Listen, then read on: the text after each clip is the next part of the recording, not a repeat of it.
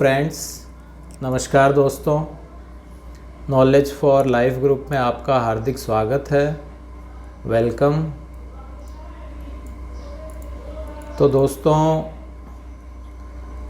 आशा करता हूँ आपको ये मेरे द्वारा बनाए गए वीडियोज़ जो नॉलेज है वो मिल रहा होगा और साथ ही साथ जो कुछ भी बताया जाता है वो समझ में भी आ रहा होगा।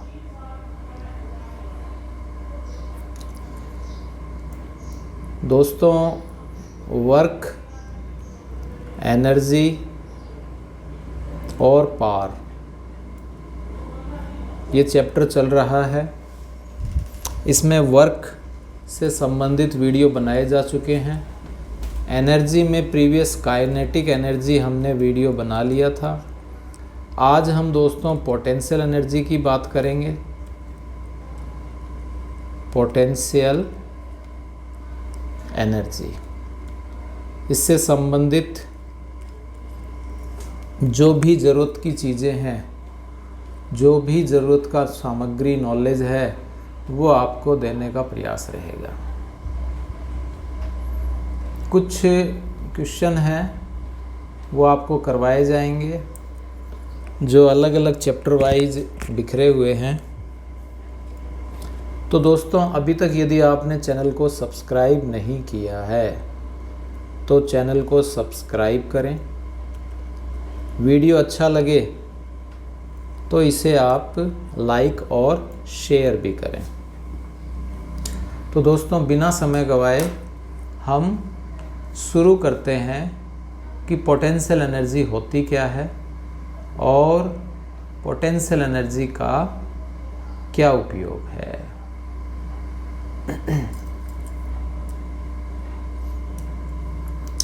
पोटेंशियल एनर्जी अच्छे से समझिए, धीरे धीरे।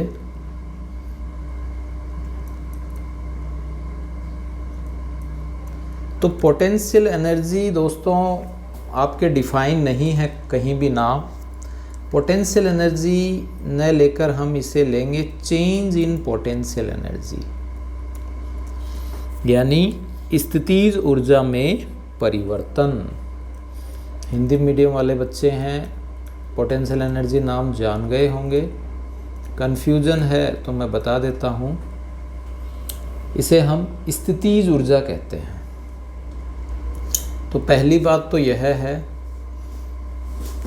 कि यह पोटेंशियल एनर्जी किन्हीं दो बिंदुओं के मध्य होगी। एक अवस्था के लिए पोटेंशियल एनर्जी निर्धारित नहीं है।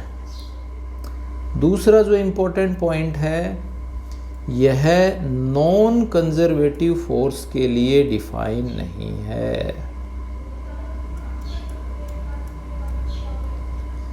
Potential energy defined, not defined, non conservative force. केवल किसके लिए डिफाइन है दोस्तों? कंजर्वेटिव फोर्स के लिए ही डिफाइन है। ठीक है। तीसरा हम पॉइंट लेते हैं, potential energy delta U equals to होता है minus work done by conservative force. Work done by conservative force. तो इसके लिए हम फॉर्मूला लेते हैं work done UF minus UI equals to minus WC। UF minus UI, UF minus UI equals to minus WC। Minus symbol opposite sign, ठीक है, opposite direction. Conservative force आप जानते हो ग्रेविटेशनल वाली हो जाती है, इलास्टिसिटी वाली हो जाती है और इलेक्ट्रोस्टैटिक वाली हो जाती है। तो ग्रेविटेशनल, इलास्टिसिटी और इलेक्ट्रोस्टैटिक वाली फोर्स हो जाती है। ठीक है, तो यह आप ध्यान रखें। चौथा और इम्पोर्टेंट पॉइंट हम यह लेंगे कि चेंज इन पोटेंशियल एनर्जी जब हम बोल रहे हैं तो UF और UI दो चीज़ें हम लेंगे। तो इसमें जो UI है यानी इनिशियल पोटेंशियल एनर्जी है, उसमें 0 हम कहीं भी मान सकते हैं, कहीं भी मान सकते हैं। ये बात एक समझने वाली है कि आप 0 कहीं भी मान सकते हो, कहीं भी ले सकते हो, उसके अनुसार आपका UF निर्धारित हो जाएगा। ठीक है, छोटे से एग्जाम्पल के द्वारा हम समझें कि मान लीजिए ये m मास है और यहाँ ये हाइट, ये m मास है और यहाँ भी ये हाइट। ये मान लीजिए h1 हाइट है और ये मान लीजिए h2 हाइट है। ठीक है,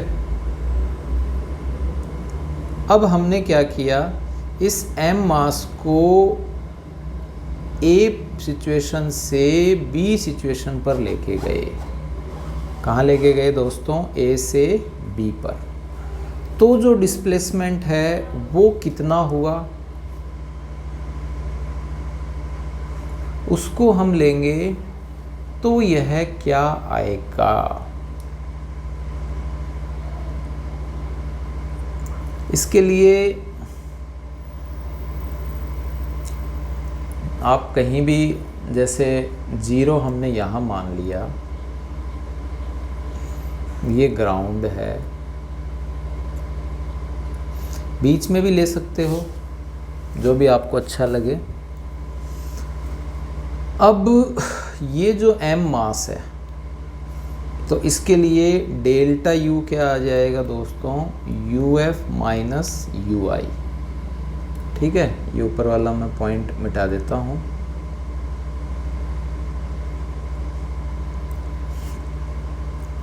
तो UF तो कितना आ जाएगा दोस्तों? यहाँ से यहाँ तक, तो ये तो हो जाएगी B पॉइंट पर पहुँच गए तो ये फाइनल है, तो ये हो गया mgh2, सॉरी यहाँ से यहाँ तक नहीं, और UI हो जाएगा mgh1। यानी ये हमने यहाँ पोटेंशियल एनर्जी 0 ली है, इस पॉइंट के ऊपर हमने पोटेंशियल एनर्जी 0 ली है। तो ये UF माइनस UI हो जाएगा mgh2 माइनस h1। एक बात, इस पर जो फोर्स लग रहा है वो नीचे की तरफ, डिस्प्लेसमेंट है वो ऊपर की तरफ, तो इसलिए ये हो जाएगा माइनस डेल्टा W या माइनस W हो गया। ठीक है, ये आपके यहाँ हो जाता है। वेरिएबल के लिए हम यदि बात करें तब ये हो जाएगा दोस्तों UI और UF। वेरिएबल के लिए, वेरिएबल यदि हम क्वांटिटी की बात करें तो du equals to minus F conservative force into dx। ठीक है, और ये x1 से x2 लेना चाहें तो आप ले सकते हो, अन्यथा कोई ज़रूरी नहीं है। तो फोर्स यदि वेरिएबल हो, फोर्स क्या हो? वेरिएबल हो, तब हम ये कंडीशन ले लेते हैं। तो इसके लिए जैसे मान लीजिए FC2x दे दिया, ठीक है, और UI मान लीजिए 10 जूल है, x इक्वल्स टू 1 के लिए, x इक्वल्स टू 2 के लिए UF कितना होगा? तो ये आप यहाँ U2 minus U1 equals to minus, और ये 2x और लिमिट हो जाएगी 1 to 2 into dx। 2x square limit रख लेना और ये आंसर आ जाएगा। ठीक है। ऐसे ही F C equals to X square plus Y square Z plus Z square के कैप और u की वैल्यू 10 जूल है और U222 ये आपको मेज़र करना है। तो इसके लिए आप क्या करोगे दोस्तों, इसके लिए आप देख रहे हो कि UF minus UI equals to minus WC। तो ये UI की वैल्यू 10 है और ये कितनी हो जाएगी दोस्तों, माइनस की वैल्यू आ जाएगी FX DX, ठीक है, प्लस FY DY और प्लस FZ DZ। वैल्यू जो है वो रख लेंगे, जैसे शुरू में 0 से 2 और फिर 1 से 2 और फिर 2 से 2, ये आपके यहाँ आ जाती है।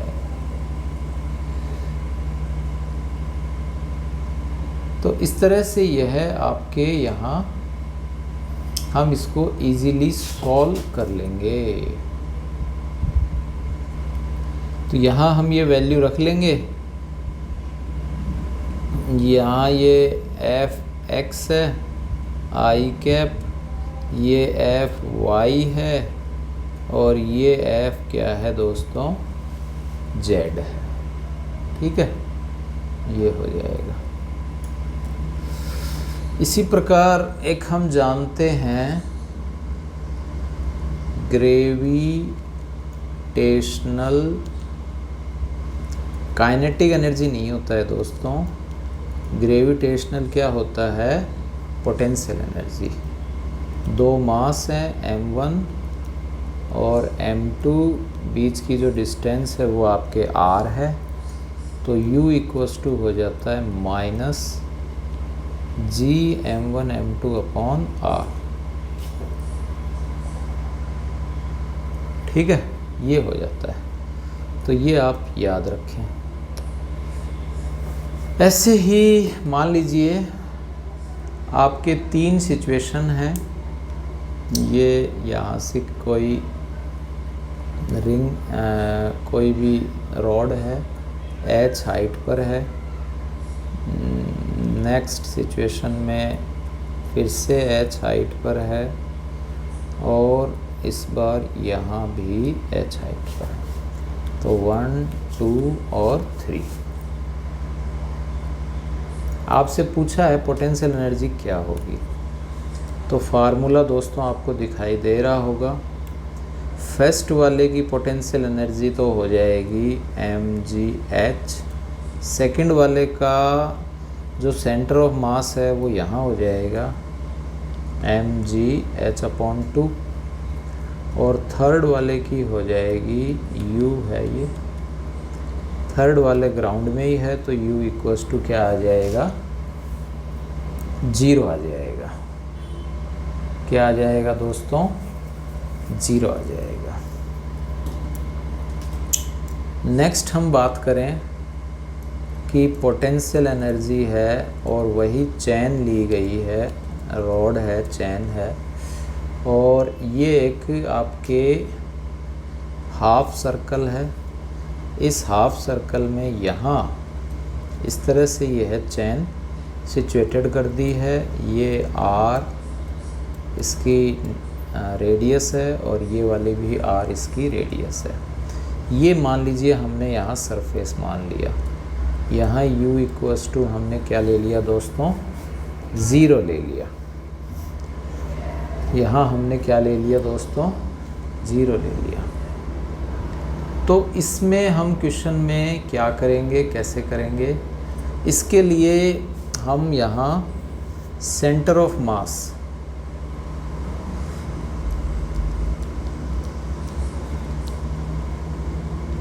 सेंटर ऑफ मास को ढूंढते हैं और उनके अकॉर्डिंग कर।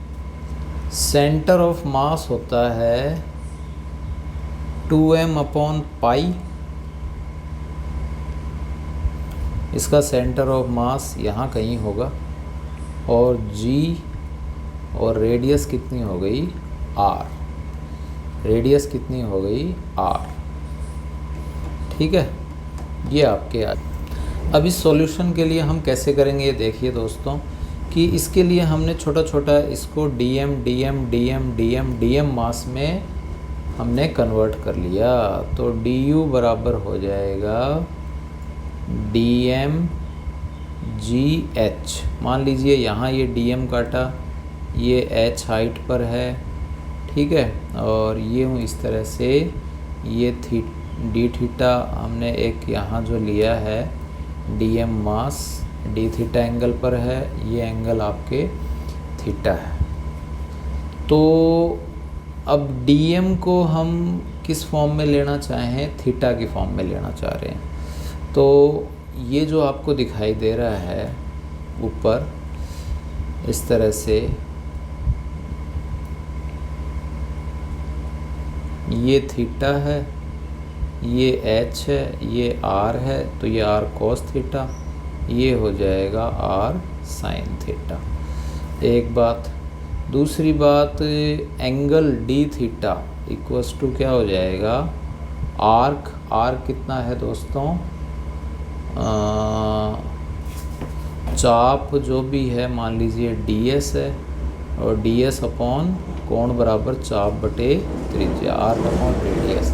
तो ds हो गया आर डी थीटा, ds क्या हो जाएगा दोस्तों, आर डी थीटा। ठीक है, ये हो जाता है आपके। तो इसको हम नेक्स्ट पेज में करें और आप समझें कि du इक्वल्स टू आ गया dm gh। तो ये h तो हो जाएगा r sin थीटा। लिमिट कहाँ से हो गई, 0 से 90 डिग्री यानी π/2। dm हम निकालें तो dm और टोटल मास कितना है m। ऐसे ही यहाँ हमने पीछे अभी निकाला है ds, ds कितना है r d थीटा, तो ये ds, ठीक है, ध्यान है ये वाला ds, ds ds ds ds ds ds यहाँ से लिखा है ना, ये रहा d theta equals to ds upon r, कोण बराबर चाप, तो ds r d theta, ds हो गया आर डी थीटा। ठीक है, ये हो गया आर डी थीटा, और टोटल जो आपके हो जाएगा वो कितना हो जाएगा, πr/2, क्यों, या फिर π/2।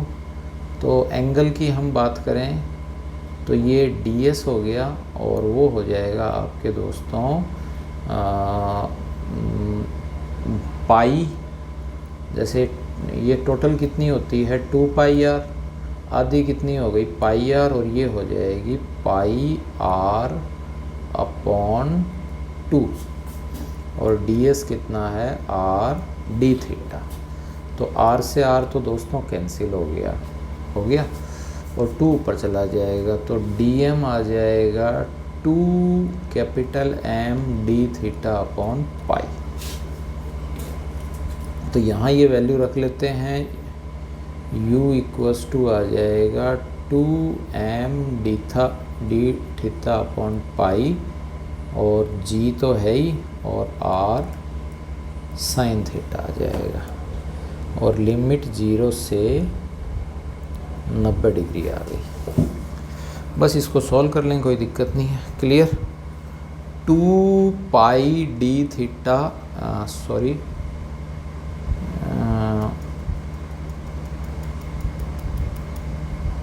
u इक्वल्स टू हो गया 2m d theta upon pi, ठीक है, 2m d theta upon pi, और g और r साइन थीटा, और लिमिट 0 से पाई अपॉन 2, 0 से पाई अपॉन 2, ठीक है, इससे हो जाएगा।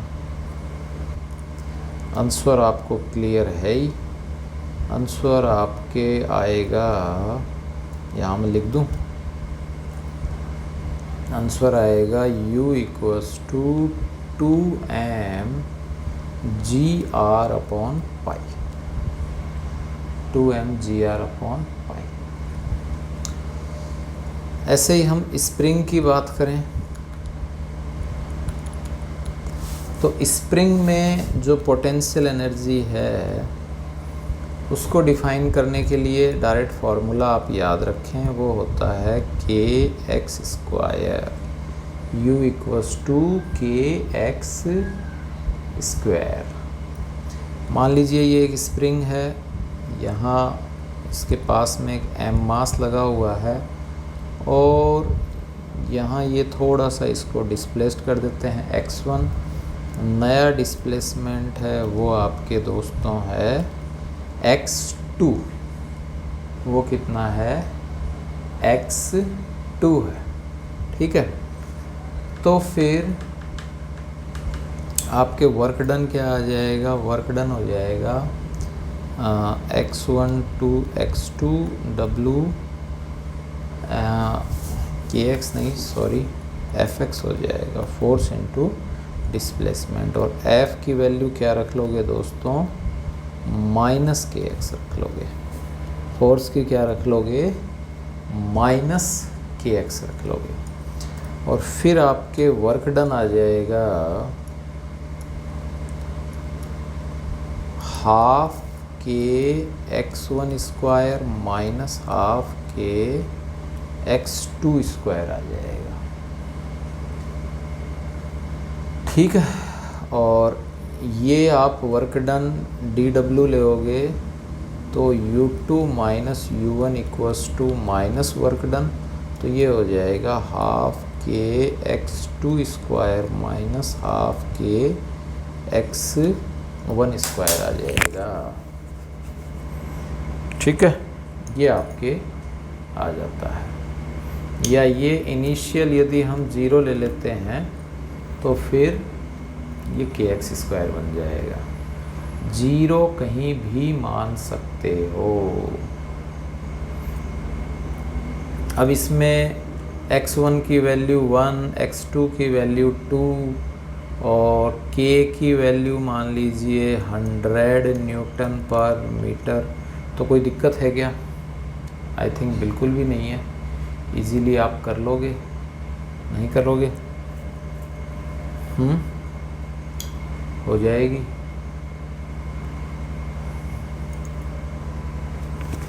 नेक्स्ट जो क्वेश्चन है दोस्तों, उसमें हम एक इंक्लाइंड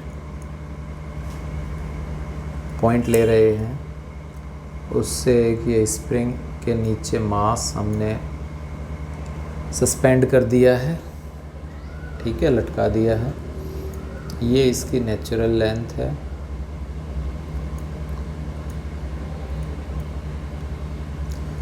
और ऊपर की तरफ है दोस्तों kx, k इसका स्प्रिंग कांस्टेंट है, नीचे की तरफ मास क्या है दोस्तों, mg है। फिर ये पूछ रहा है कि u की वैल्यू आप मेज़र कीजिए, तो आप देख रहे हो ऊपर जो kx है वो किसको इक्विलिब्रियम कर रहा है, mg को, ठीक है, और u इक्वल्स टू आप जानते हो फार्मूला होता है kx², x की वैल्यू हम यहाँ रख लेंगे mg/k, और उससे आपका आंसर आ जाएगा।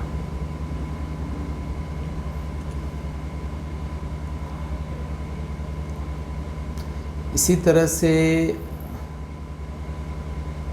इसमें जो x डिस्प्लेस्ड हुआ है, जैसे मान लीजिए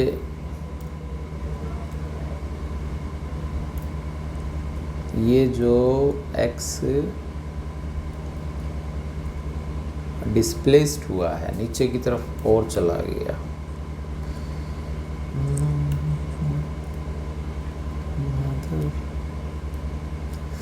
तो इसमें दोस्तों स्वाभाविक है कि ये वाली जो सिचुएशन थी, यहाँ यदि हमने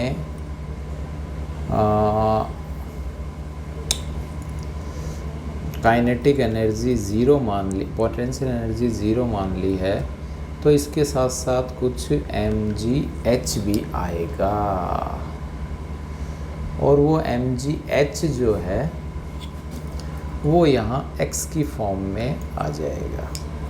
ठीक है, बाकी इसमें एज इट इज हो जाएगा। इसी तरह से दोस्तों कुछ सवाल और होते हैं जो कि इक्विलिब्रियम वाली सिचुएशन में होते हैं। इसमें जो नेट फोर्स है वो नेट फोर्स क्या है, ज़ीरो हो। तो नेट फोर्स ज़ीरो का मतलब इस पर फोर्स F1 भी लग रहा है, F2 भी लग रहा है, F3 भी लग रहा है, और उसके कारण जितने भी फोर्स हैं m मास पे F1 plus F2 plus F3 वो आपके क्या हो जाएं दोस्तों, ज़ीरो हो जाएं। तो वो नेट फोर्स आपके ज़ीरो हो जाता है। अब नेट फोर्स ज़ीरो हो इसका मतलब क्या है, इसका मतलब ये है कि du equals to minus dw conservative force और du इक्वल्स टू हो गया माइनस fx इंटू dx। तो fx हो जाएगा minus du upon dx, minus du upon dx। और ये जो फोर्स है ये दोस्तों कंजर्वेटिव फोर्स होगी, संरक्षी बल होगा। और इसी तरह से Fy भी हो सकता है माइनस du अपॉन dy, और Fz भी हो सकता है माइनस du अपॉन dz। अब दोस्तों जो नेट फोर्स है वो ज़ीरो हो तो इसमें तीन सिचुएशन ले लेते हैं। एक स्टेबल भी हो सकता है, एक अनस्टेबल भी हो सकता है, और एक न्यूट्रल भी हो सकता है।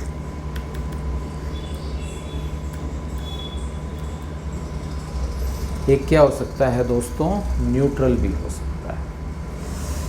ठीक है, साथ ही साथ जो भी ग्राफ है वो यहाँ तो दिखाई दे रहा है आपको नेगेटिव, तो इसके लिए हम x और u में जब हम ग्राफ लेते हैं तो कुछ इस तरह से हम सिचुएशन लेते हैं। तो ये वाली जो सिचुएशन है यहाँ भी du अपॉन dx ज़ीरो है, यहाँ भी du अपॉन dx ज़ीरो है, और यहाँ भी a b और c du अपॉन dx क्या है दोस्तों, ज़ीरो है।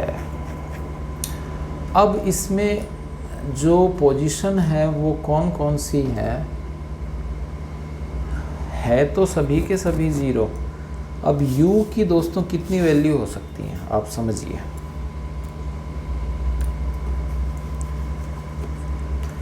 तो न्यूट्रल है नहीं है, उन सारी चीज़ों को हम एक पॉइंट के द्वारा और ग्राफ के द्वारा समझने का प्रयास करेंगे, और साथ ही साथ यह समझेंगे कि कौन सा पॉइंट स्टेबल है, कौन सा अनस्टेबल है, और कौन सा आपके। अब इसमें दोस्तों हम तीन सिचुएशन ले रहे हैं जो कि आपको इस तरह से दिखाई दे रही होगी x और u में। तो ये वाला जो है दोस्तों, ये वाली सिचुएशन है स्टेबल, ये वाली सिचुएशन है, यहाँ भी पर्टिकुलर टाइम के लिए वो रुका हुआ है, बी पॉइंट है, और ये होता है दोस्तों अनस्टेबल। और ये वाली जो सिचुएशन है ये है दोस्तों न्यूट्रल, ये है न्यूट्रल। यहाँ जो वैल्यू है u की वो मिनिमम होगी, यहाँ जो वैल्यू है यानी U A equals to minimum, U B की वैल्यू जो है वो मैक्सिमम होगी, और u की जो वैल्यू है वो आप देख रहे हो टाइम के अकॉर्डिंग कांस्टेंट है। तो u की वैल्यू मिनिमम है तो भी कांस्टेंट है, मैक्सिमम है तो भी कांस्टेंट है। ठीक है, तो ये 3 सिचुएशन होती हैं, स्टेबल, अनस्टेबल और न्यूट्रल। ठीक है, इन तीनों को ही हम एक एक करके समझते हैं। तो सबसे पहले है स्टेबल।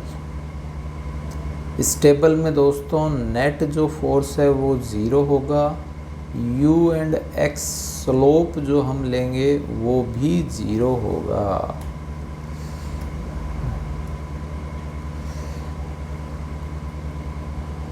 स्लोप आप देख रहे हो, इसमें जो स्लोप है वो 0 ही है। ठीक है, नेक्स्ट du अपॉन dx करते हैं, वो भी 0 होगा, और इसका एक बार यदि हम इंटीग्रेशन कर देंगे du square D square you upon D x square, उसकी वैल्यू हमेशा ही 0 से बड़ी होगी। क्या होगी दोस्तों? बड़ी होगी। और u की जो वैल्यू है वो आपके मिनिमम होती है। u की वैल्यू क्या होगी दोस्तों? मिनिमम होती है, like this.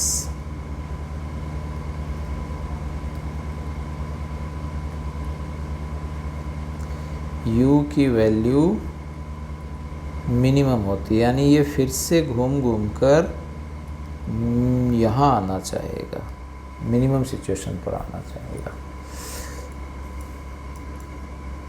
Returns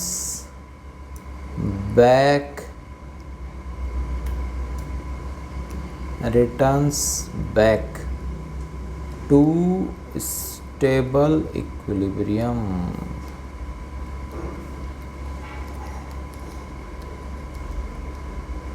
returns back to stable equilibrium. ठीक है, नेक्स्ट हम लेते हैं, वो है अनस्टेबल वाली सिचुएशन। अनस्टेबल में भी दोस्तों नेट फोर्स 0 होगा, u और x स्लोप लेओगे वो भी 0 होगा। इसमें यहाँ टॉप पर रहेगा, b पॉइंट है, du upon dx, du by dx equals to 0, और du अपॉन dx स्क्वायर की वैल्यू 0 से कम होगी, और u की वैल्यू मैक्सिमम होती है। तो u की जो वैल्यू है दोस्तों वो आपके मिनिमम हो जाएगी, और u will move towards stable equilibrium position. कहने का अर्थ ये है कि यहाँ तो आएगा नहीं फिर से कभी लौट के, मैक्सिमम सिचुएशन पर तो आएगा नहीं, किसी एक पर्टिकुलर टाइम पर वापस आ जाए, लेकिन पॉसिबिलिटी बहुत कम रहती है। एक बार आ गया फिर ये यहाँ तो आ जाएगा फिर से घूमकर स्टेबल पे, अनस्टेबल वाली सिचुएशन पर बहुत कम रहता है। थर्ड जो सिचुएशन है दोस्तों वो है न्यूट्रल वाली। न्यूट्रल, ठीक है, इसमें भी नेट जो फोर्स है वो आपके ज़ीरो होती है। ux स्लोप है वो भी आपके ज़ीरो होगा। du upon dx equals to zero हो जाएगा। और यदि हम इसका फिर से इंटीग्रेशन करते हैं तो भी ज़ीरो ही आता है, यानी u जो है वो आपके कांस्टेंट होता है और कांस्टेंट होगा and it will remain in again neutral position.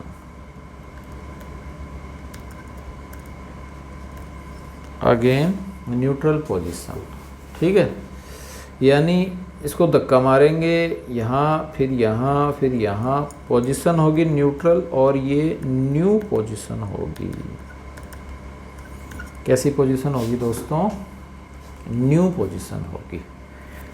इसको आप किसी एग्जाम्पल के द्वारा समझ लीजिए। F equals to X square minus 8x है मान लीजिए। तो नेट जो फोर्स है वो तो ज़ीरो है। इसका हम एक बार इंटीग्रेशन करेंगे तो 2x माइनस 8 और एक बार हम फिर से कर देंगे तो 2 हो जाएगा। तो 2 जो है वो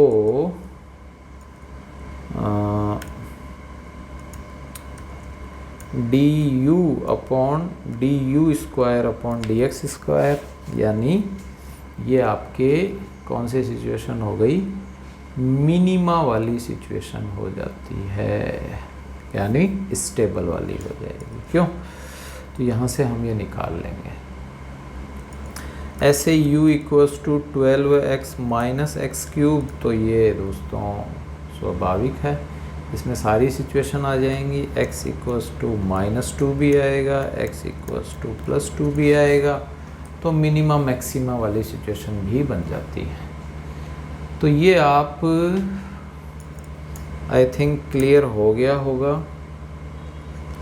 कि इस तरह से u और x में यदि हम ग्राफ लें और इस तरह से सिचुएशन आ रही है तो ये a तो अनस्टेबल है,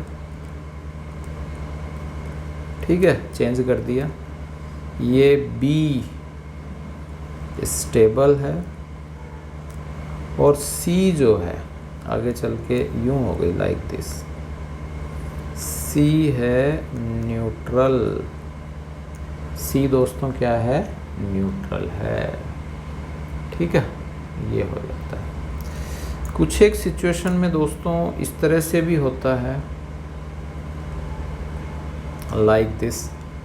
तो ये a, ये b, ये c, ये d, तो ये दोस्तों आपके कहलाती हैं लोकल मैक्सिमा और लोकल मिनिमा, ठीक है।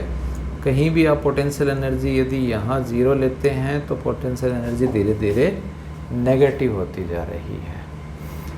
तो जितना ज़्यादा नीचे की तरफ होगा उतना ही, जैसे ये बी वाली सिचुएशन हो गई, ये वाली आपके जो है डी वाली सिचुएशन हो गई, ये उससे नीचे हो जाएगी। और यहाँ अनस्टेबल है, ये वाला एक अनस्टेबल सिचुएशन और आ गया, तो यहाँ फिर से मैक्सिमम वैल्यू आपके आ जाती है। ठीक है दोस्तों, इसी तरह से थोड़ा सा और हार्ड कर दे क्वेश्चन को, हालांकि हार्ड के नाम पे कुछ नहीं है। -x³ और y³ -3y ये ले ले, और f नेट जो है यानी x अक्ष में भी और y अक्ष में भी दोनों जीरो ले ले, तो वो एक नई सिचुएशन आ जाती है और उसको हम इजीली सॉल्व कर सकते हैं। उसमें आपके कहीं कोई दिक्कत नहीं होगी x अक्ष और y अक्ष के कंपोनेंट को अलग अलग करने में। तो इस तरह से दोस्तों आपने जो यह पोटेंशियल एनर्जी है इसको क्लियर किया है, अच्छे से समझा है। मुझे आशा ही नहीं विश्वास है कि पोटेंशियल एनर्जी अच्छे से क्लियर हुआ है। यदि अच्छा लगा है तो चैनल को दोस्तों सब्सक्राइब करें, बेल आइकन जो प्रेस कर लें जिससे नए नए नोटिफिकेशन आते रहें। वीडियो को लाइक और शेयर भी करें। Thanks for watching. Have a nice day.